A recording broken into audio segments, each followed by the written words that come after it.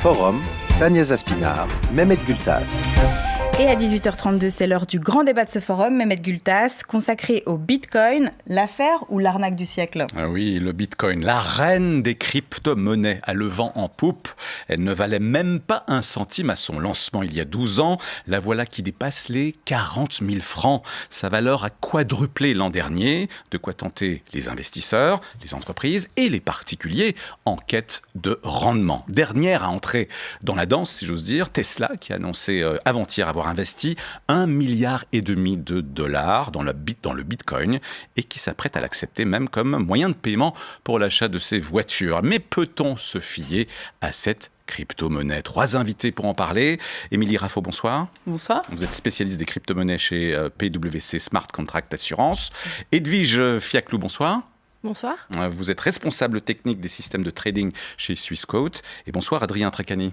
Bonsoir. Vous êtes fondateur et PDG de la société Metaco qui propose aux banques des plateformes de gestion de crypto-monnaies. Mais avant d'ouvrir la discussion, Pascal Vasmer, on se tourne vers vous. Rappelez-nous Pascal, d'où vient le Bitcoin ?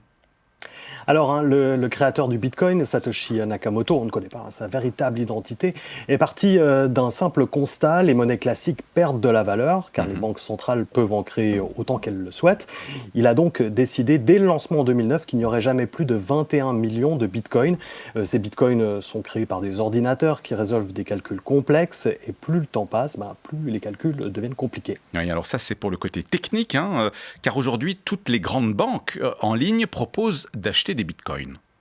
Oui, et c'est Binance, la première plateforme d'échange de crypto dans le monde, qui annonce aujourd'hui plus de 30 milliards de dollars d'échanges chaque jour. Car depuis la fin de l'année, vous l'avez dit, le Bitcoin devient complètement fou. Il vaut 20 000 dollars en décembre, puis 30 000 et 40 000 en janvier. Ouais. Actuellement, il tutoie les 50 000 dollars. Il a quasiment plus de plafond. C'est donc 10 fois plus que ce qu'il valait, par exemple, en mars dernier. Et on comprend bien que ces rendements attirent toujours plus d'investisseurs. Ouais, la communauté s'agrandit, les grandes entreprises suivent. Vous l'avez dit, Tesla vient de racheter pour 1,5 milliard. Tout aussi intéressant pour sa crédibilité, BlackRock, le plus grand gestionnaire de fonds au monde, autorise les investissements en Bitcoin maintenant. Ajoutez à cela une crise du Covid et une certaine perte de confiance en l'État et vous arrivez au record actuel. La présidente de la Banque Centrale Européenne, Christine Lagarde, est même sortie de sa réserve. Ce n'est pas une monnaie, selon elle, mais un actif hautement spéculatif. De plus, il permet de financer des activités illicites sur le darknet ou de blanchir de l'argent. Bref, le Bitcoin fascine ou fait peur, mais une chose est certaine, il est volatile et son prix peut doubler ou chuter en une seule nuit. Merci Pascal Vasmer. Et on ouvre le débat qui n'en est pas vraiment un, à vrai dire, puisque nos 3 invités sont des convaincus des crypto-monnaies. C'est davantage une discussion que je vous propose. Je vais jouer d'ailleurs le rôle d'un petit épargnant. Chaque mois, après avoir réglé mes factures, je dispose d'un peu d'argent sur mon compte bancaire qui ne me rapporte absolument rien, qui me coûte même puisqu'il y a des frais bancaires. Et le Bitcoin m'intrigue. Sa progression vertigineuse me tente.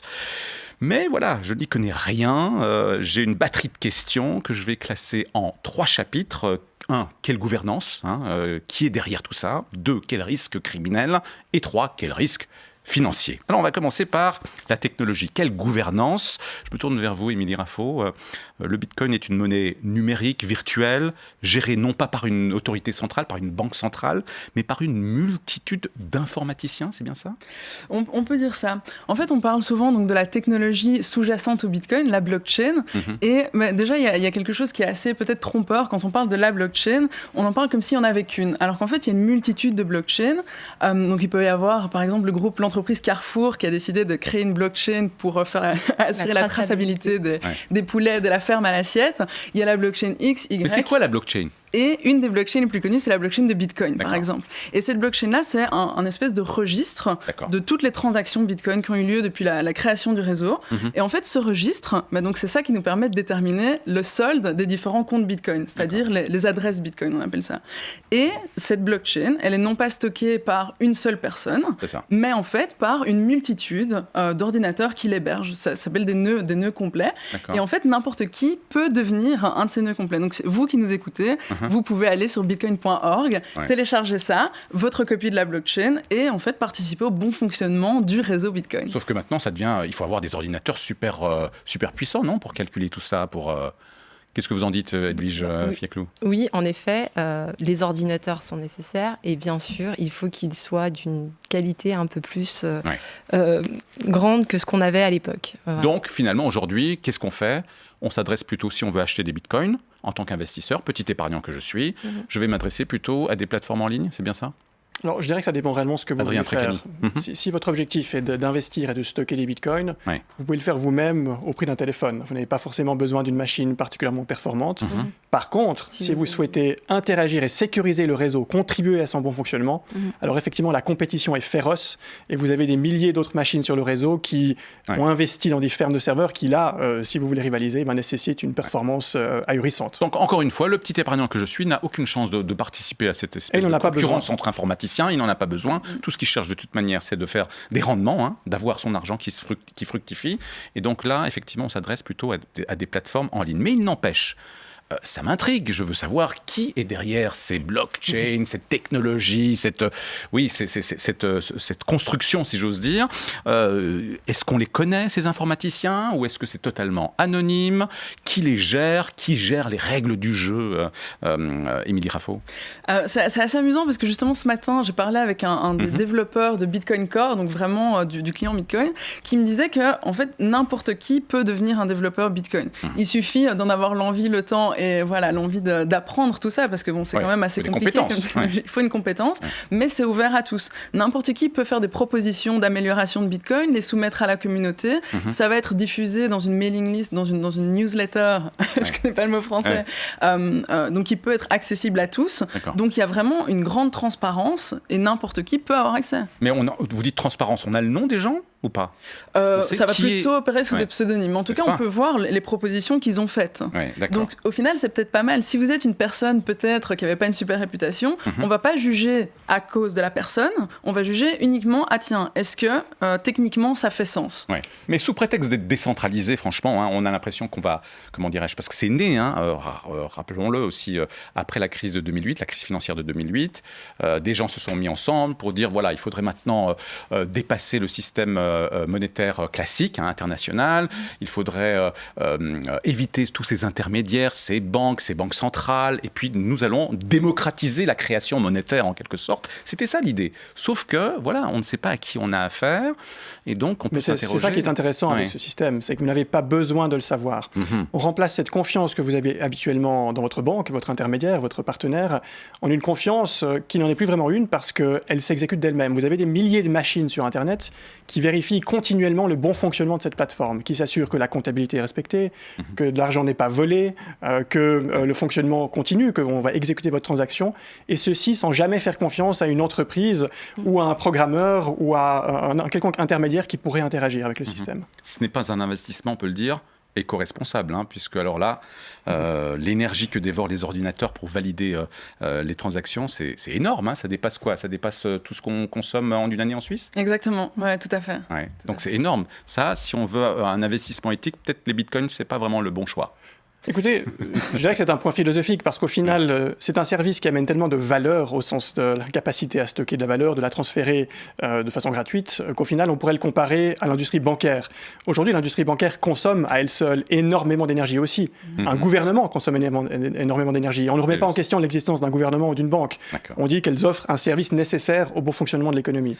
La Bitcoin, c'est un petit peu ça. Et je pense on peut aussi noter que, donc il y a toute la consommation du système, mais en plus, quand on regarde le système financier ou les gouvernements, il y a aussi tous les gens qui vont utiliser leur voiture pour aller au travail, le chauffage des bâtiments, etc. Ce qui n'est pas forcément le cas pour le réseau Bitcoin. Allez, vous défendez bien. On passe au deuxième chapitre. Quel risque criminel ? Puisqu'on l'a entendu, Christine Lagarde, la présidente de la Banque Centrale Européenne, disait, voilà, c'est un instrument pour des activités illicites. On a parlé de blanchiment d'argent, de financement du terrorisme. Et puis surtout, alors, il y a le risque tout simplement technique, les risques criminels. Est-ce qu'on ne s'expose pas à des attaques informatiques, à des vols, à des escroqueries ? Piratage d'abord. Edwige Fiaclou, vous qui êtes une ingénieure, on l'a vu en 2013, le Bitcoin qui dépasse alors les $1000 affronte sa plus grave crise avec le piratage de la plateforme Mt. Gox, on dit ? Mt. Gox, où s'échangeaient jusqu'à 80% des bitcoins en circulation. Le cours s'effondre. Il va falloir attendre 3 ans et demi à peu près pour qu'il n'avoisine de nouveau les $1000. Est-ce qu'on ne s'expose pas franchement à des attaques informatiques susceptibles de provoquer un plongeon durable du bitcoin?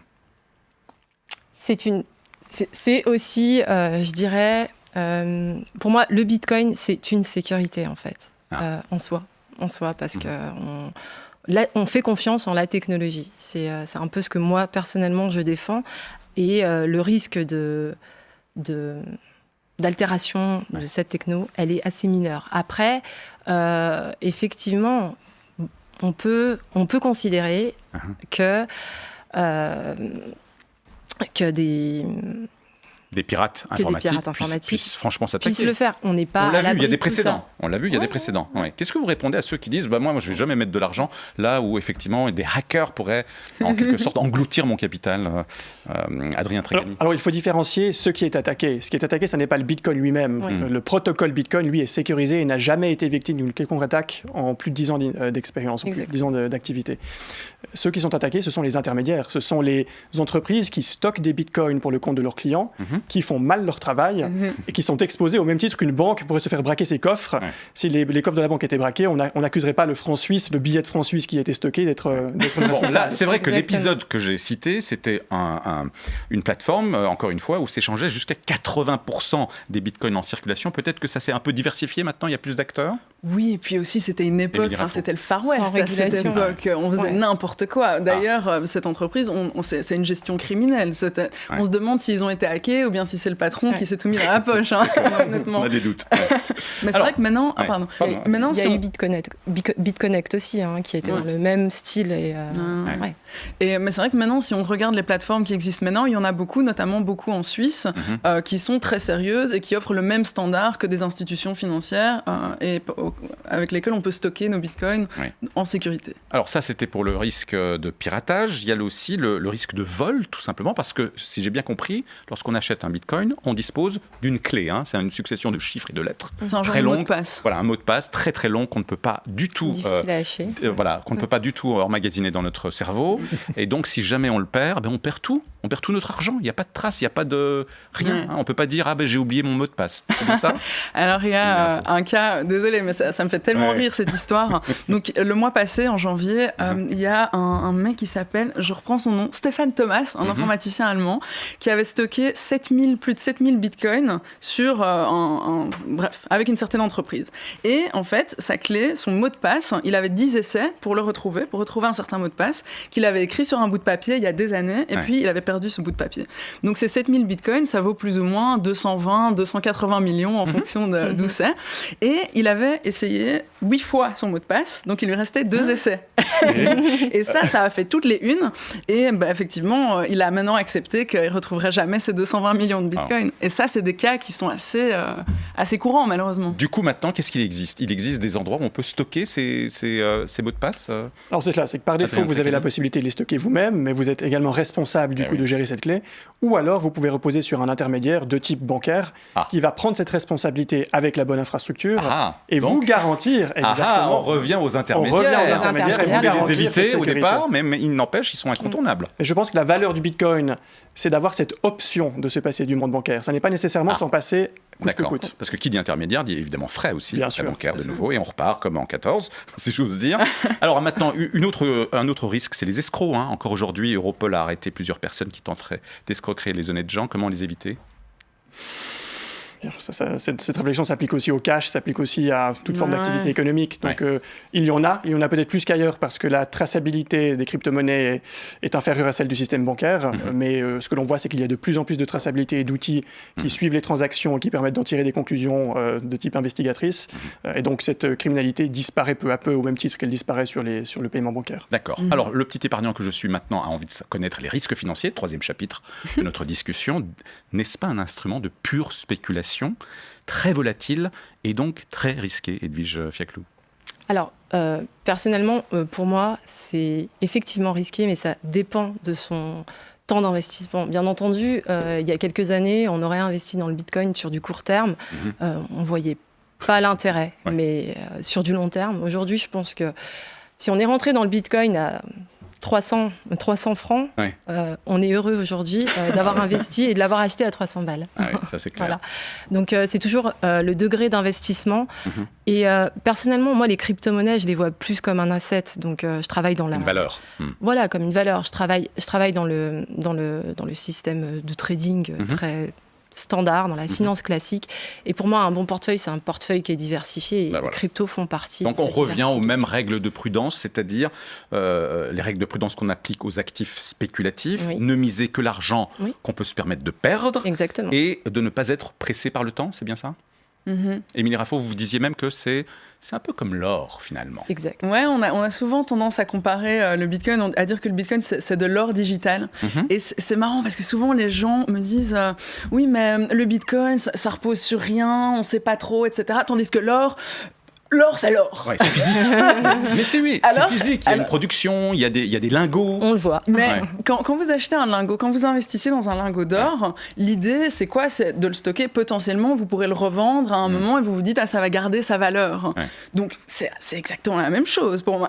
C'est de la spéculation aussi. C'est de la spéculation Parce que aussi, oui. l'or a simplement quelques milliers d'années, je dirais, de Exactement. confiance qui font qu'il a aujourd'hui plus de stabilité, une profondeur de marché plus élevée. Mais la réalité, c'est qu'au final, tout actif qui n'est pas une monnaie, c'est de la spéculation. Et on pourrait même argumenter qu'une monnaie aujourd'hui, c'est de la spéculation, mais avec une volatilité inférieure. Ouais. Alors, à plus de 40 000 francs aujourd'hui, le Bitcoin, est-ce que ce n'est pas trop tard pour entrer dans la danse? Ou faut-il croire celles et ceux qui prédisent à terme un Bitcoin ça va jusqu'à 250 000 francs, ai-je lu? Écoutez, je fais partie de ces gens-là, et je dirais même que j'irai plus loin que 250 000 francs. Non. Et oui, Qu'est-ce qui vous permet de dire ça? Eh bien, simplement des comparatifs. Aujourd'hui, la capitalisation du marché de l'or dépasse les 10 000 milliards de dollars. Je ne vois pas pourquoi Bitcoin, qui a toutes les qualités de l'or, mais certains de ses inconvénients en moins, par exemple la facilité de le stocker et de le transférer, pourquoi est-ce qu'il n'irait pas au-delà de la capitalisation de l'or, par exemple? D'accord, mais dès que les banques centrales et les gouvernements couperont les robinets de liquidité, parce qu'une des raisons pour lesquelles justement le Bitcoin aussi a le succès qu'il a en tout cas depuis l'année dernière, c'est que à la faveur de la crise du Covid, évidemment, on a beaucoup injecté de liquidité dans l'économie, donc on ne sait pas où placer cet argent en surplus, si j'ose dire. Mais demain, peut-être que voilà, quand l'économie va reprendre, les banques centrales vont dire oula, je retire les liquidités, les taux d'intérêt vont augmenter. Est-ce qu'il n'y aura pas à ce moment-là un arbitrage en faveur des autres placements plus traditionnels et du coup le Bitcoin perdra de sa valeur? Qu'est-ce que vous en dites? C'est vrai qu'on attribue souvent cette montée du Bitcoin à l'arrivée de l'investissement institutionnel, mais je pense aussi qu'il y a des facteurs générationnels qui jouent. Je pense que les millennials, je ne sais pas comment on dit, donc ceux qui sont nés dans les années... Les jeunes. Les jeunes. Je pense qu'ils voient réellement le Bitcoin comme une alternative à l'or. Ouais. Je pense même qu'un millennial aurait plus tendance à acheter un Bitcoin qu'à acheter de l'or. Enfin, moi, je ne vois pas personnellement les gens que je connais qui sont nés après 1990 aller acheter un lingot, le mettre dans un coffre, le transporter. Je ne sais même pas comment on ferait ça. Alors, dernière question que j'ai envie de vous poser, c'est le Bitcoin n'est pas la seule monnaie, devise, crypto-monnaie, mais il n'empêche, voilà, le Bitcoin a 12 ans, c'est une crypto-monnaie qui a fait ses preuves, qui a atteint un certain degré de maturité, on va dire, à tel point que des entreprises, on l'a dit, et des banques lui accordent leur confiance. Dernière en date à lui offrir ce saut de respectabilité, c'est Tesla, avec 1,5 milliard de dollars. Est-ce que ça donne au Bitcoin une sacrée longueur d'avance sur les autres crypto-monnaies, parce qu'en quelque sorte, ça le respectabilise? Je dirais que Bitcoin a ceci d'avantageux par rapport à ses concurrents, que sont les autres crypto-monnaies, qu'il a très peu évolué pendant 12 ans. Donc c'est aussi sa faiblesse, parce qu'il manque en termes d'innovation. Il a tellement peu changé qu'il a acquis cette confiance qui fait qu'on sait qu'il fonctionne et qu'il continuera de fonctionner. Les autres crypto-monnaies, elles, ont d'autres cas d'application. Elles savent faire plus de choses que Bitcoin. Néanmoins, elles sont associées à des risques technologiques supérieurs à celui du Bitcoin. Et Vige Fieclou? Oui, on différencie vraiment les monnaies. Il y a la monnaie réserve, qui est pour moi le Bitcoin, le Litecoin, toutes ces crypto-monnaies. Et puis il y a les autres monnaies qui sont, par contre, là en support pour aider la technologie. Ça peut être l'Ethereum, ça peut être... C'est tentant d'aller chercher dans les autres crypto-monnaies parce qu'elles, justement, elles valent moins. Du coup, on se dit, ah tiens, c'est peut-être le moment d'entrer dans la danse parce que peut-être qu'ils vont évoluer. Elles vont évoluer aussi de la même manière que le Bitcoin. Mais c'est vrai que souvent, les gens me demandent, est-ce que c'est pas trop tard pour investir dans le Bitcoin? Et c'est vrai que quand on regarde des monnaies, bon, je vais pas commencer à citer, ou bien peut-être... Non. Donc il y a des crypto-monnaies qui commencent et qui vont encore se développer. Et c'est vrai vrai qu'on a plus de potentiel. C'est comme quand on investit dans une start-up. Voilà, il y a plus de risques, mais après, le potentiel est assez élevé. Très bien. Merci beaucoup d'avoir partagé votre passion pour le Bitcoin et les autres crypto-monnaies. J'espère que vous avez pu vous faire une opinion là-dessus. Je recevais Émilie Raffo, spécialiste des crypto-monnaies chez PwC Smart Contract Assurance. Merci. Edwige Fiaclou, responsable technique des systèmes de trading chez Swissquote. Et Adrien Tracani, fondateur et PDG de la société Metaco, qui propose donc aux banques des plateformes de gestion de crypto-monnaies. Merci. Très belle soirée à vous trois. Bonne soirée, merci beaucoup. Bonne soirée.